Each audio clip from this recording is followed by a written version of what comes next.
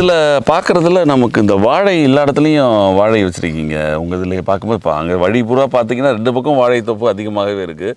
நீங்கள் நெல்லெல்லாம் வச்சுருந்தீங்க, தென்னை மரம்லாம் வச்சுருக்கீங்க. ஆனால் வாழைக்கு ரொம்ப முக்கியத்துவம் கொடுக்குறீங்களே. வாழை மேலே உங்களுக்கு என்ன அப்படி ஒரு ஈர்ப்பு?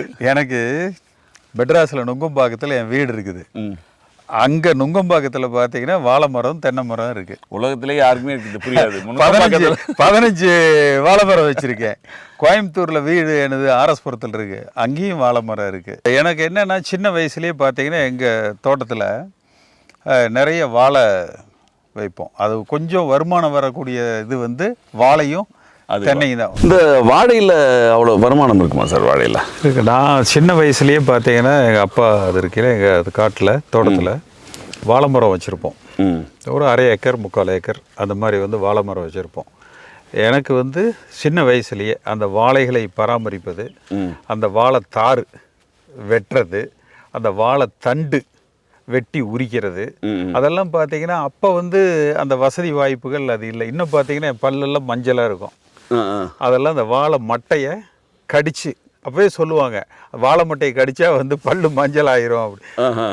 அந்த அந்த தோட்டத்து வேலைகள்லாம் வந்து மிக அதிக அளவில் செஞ்சுருக்குறோம்.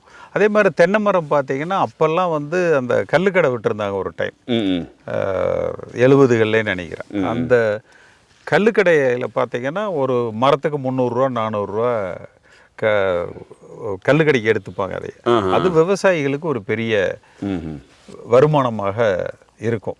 ஆனால் வர்ற அரசாங்கங்கள் என்ன பண்ணிட்டாங்கன்னா ஆடு மாடு விவசாயிகளுக்கு ஒரு வருமானம்.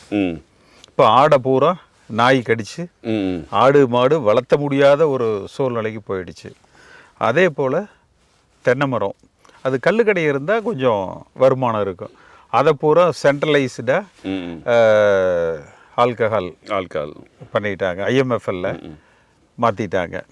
அதே போல் வாழை இந்த ஒன்று தான் வந்து கொஞ்சம் வருமானம் தரக்கூடியது. அது எனக்கு எத்தனை மாதத்துக்கு ஒரு தடவை சார் இது? இல்லை, சின்ன வயசுலேருந்தே பார்த்தீங்கன்னா எனக்கு அது இப்போ ஏதாவது நுங்கம்பாக்கத்திலே வாழை மரம் வச்சுருக்கேன் பார்த்துக்கோங்களேன். ஒரு 10-15 மரம் அங்கே இருக்கும். கோயம்புத்தூர்லேயும் 10-15 மரம் இருக்கும்.